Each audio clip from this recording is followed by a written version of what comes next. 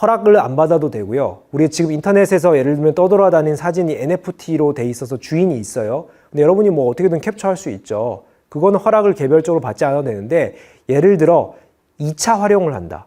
이걸 가지고 내가 돈을 번다. 그런 경우에는 소송을 걸 수는 있어요. 근데 이게 아직 법적으로 정비가 안 됐습니다. 이게 가상자산의 영역이 법제화가 안 되다 보니까 이게 명확하게 지금 소유권 구분을 못 해요.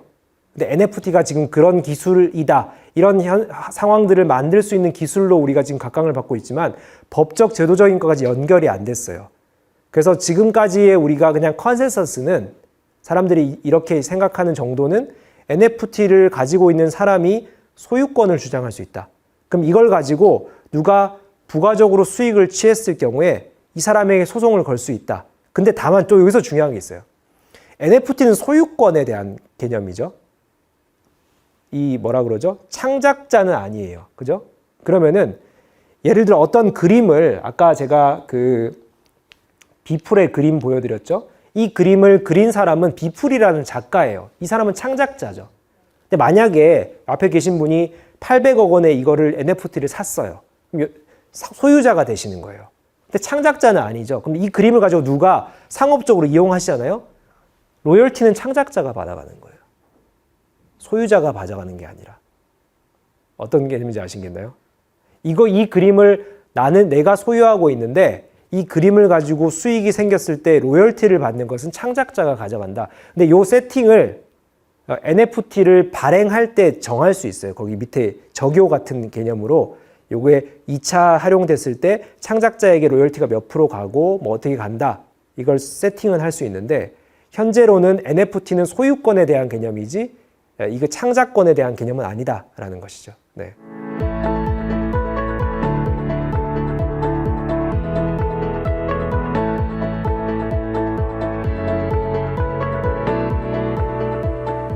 현재로는 없습니다. 네, 공식적으로는. 이걸 가지고 다양하게 활용을 하는 것들이 새롭게 시도될 수는 있지만은, 현재 지금 나와 있는 NFT 시장에서는 이걸 가지고 부가적인 수익에 활용한다? 되파는 거 말고는 없어요. 그래서 이상한 시장이죠. 투자하지 마시라는 거예요. 그래서 다만 아까 말씀드린 것처럼 이런 그림과 같이 우리가 아트테크라고 하는데, 이 디지털 예술 세계도 많이 성장을 했잖아요.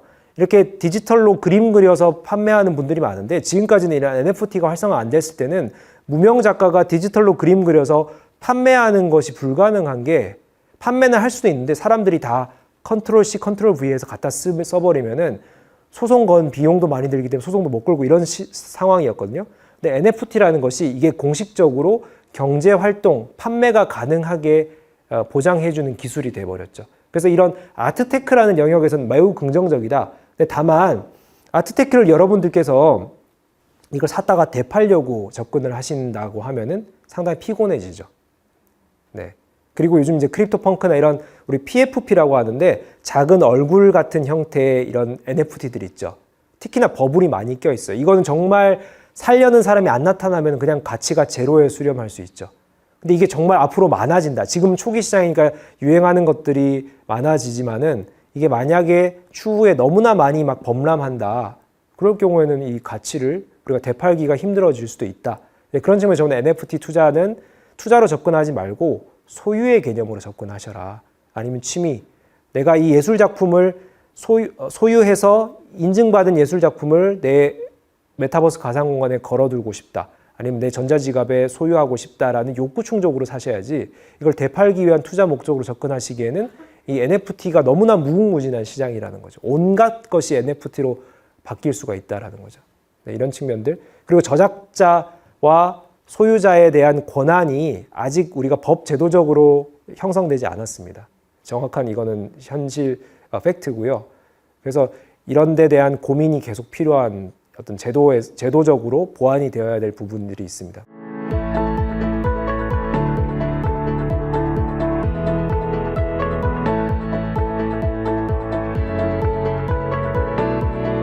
제가 작년에 메타버스 강연 한 100번 정도 나갔거든요. 근데 진짜 정말 평생 기억에 남을 경험을 한 게, 그 춘천에 있는 월정사에서 스님들이 뭐 가을 오대산 축제 행사를 하시는데 메타버스 강의를 해달래요.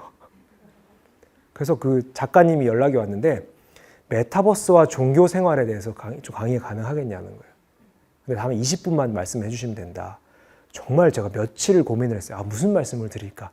뭔가 접점이 나오더라고요. 뭐냐면은 아까 제가 말씀드렸지만 메타버스는 우리가 정신을 착각하게 만들어서 현실 세계의 경험으로 느끼게 하는 거잖아요. 아, 형이상학적이다. 종교, 불교 연결되더라고요. 그 얘기를 했습니다.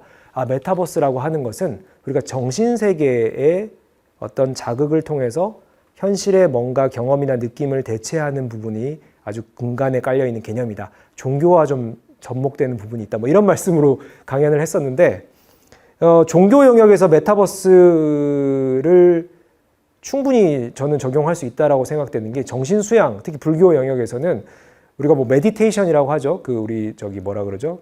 그 이제 그 명상하는 거, 명상이 제가 집에서 오큘러스를 끼고 첫 번째 제 공간을 만들어 놓은 게 인도의 무슨 산 중턱에 있는 이런 카페가 있어요. 제 VR 끼면 그게 나오거든요. 거기서 배경음악을 틀어놓고 제 거실에서 가만히 앉아서 거기만 그냥 경치를 보고 있으면 너무 좋은 거예요. 힐링이 돼요. 그래서 이게 가상의 경험이 정신에 뭔가 이게 힐링이 되는구나. 그래서 저는 그런 부분이 명상이나 종교 영역과 연결시켜 보면은 정신의 수양이라는 측면에서 정말 좀 접점이 있을 거라고 생각을 합니다. 네, 그런 측면들 중요하고요. 또 하나 또 재미난 경험이 여성가족부에서 호출이 왔어요. 전화가 온 거예요. 아, 교수님 뭐 저희 회의 하나 하는데 나오실 수 있어요? 갔더니 뭐냐면은 요즘 10대들이 메타버스에 심취해서 사니까 이 가상세계, 메타버스에서 성폭력이나 이런 폭언 같은 게 너무 일상화돼서 현실 세계에서도 그걸 한다. 이걸 어떻게 다스려야 되겠느냐. 이게 토론한 거예요.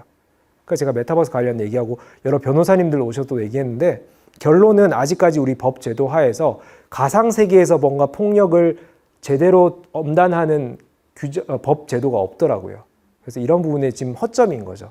사회가 이거를 보완을 해야 되고, 그래서 메타버스가 결국은 이런 어떤 우리 기존의 현실 세계 질서나 법 제도를 어떻게 이게 적용이 될 것이냐에 대한 고민들도 우리 사회에서 필요한 부분이다.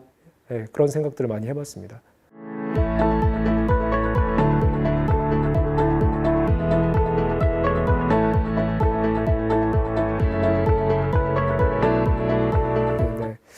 아주 정확하게, 아주 냉정하게 잘 짚으셨는데요. 저도 뭐 책에서도 담았지만은 제가 어쨌든 투자 전문가는 아니니까 제가 명확하게 여기만 투자하시라, 여기는 하지 마시라 이렇게 제가 결론을 낸 건 아니지만 은근히 제가 내용을 담아놨는데 암호화폐는 이제 13년 된 시장이에요. 그러다 보니까 투자 규모적인 측면 그리고 사람들의 인식 측면이 많이 성숙화되고 있다.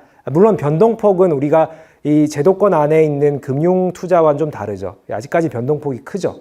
그런 부분에서 내가 리스크 테이킹 할 수 있는 정도의 비율은 좀 긍정적으로 볼 수 있다라는 측면으로 제 결론을 말씀을 드리고요. 특히나 그 코인들도 좀 선별하셔야 된다라는 부분이고, 아까 말씀하신 접근 좋습니다. 마이크로 스트래티지나 테슬라 같이 어쨌든 이 업계 비즈니스도 잘하고 있고 가상자산도 좀 긍정적으로 잘 투자하고 있는 기업들에게 투자하면 이게 중복적으로 다 가져갈 수 있는 투자 방법이 되겠죠. 뭐 그런 부분도 좋고요. 그 다음에 이제 P2E 질문을 하셨는데 저는 약간 이제 부정적으로 봤어요. 게임 업체들이 지난 몇 달 동안 계속 NFT, P2E 얘기하는 게 저는 투자 유도라고만 봤거든요. 이게 정말 게임 게임 업계가 P2E 형태를 다 수용할 수 있을까? 이게 게임 유저들이 재미없는 부분 게임을 하질 않거든요. 그러면은 게임이 일상이 되느냐, 일상이 게임이 되느냐, 뭐 이런 차원의 말씀도 드릴 수 있는데 게임이 기본적으로 재밌어야 하는데 거기 경제활동이 들어가는 게 부가적인 수단이 아니라 주 목적이 돼버리면 뒤바뀌는 거죠.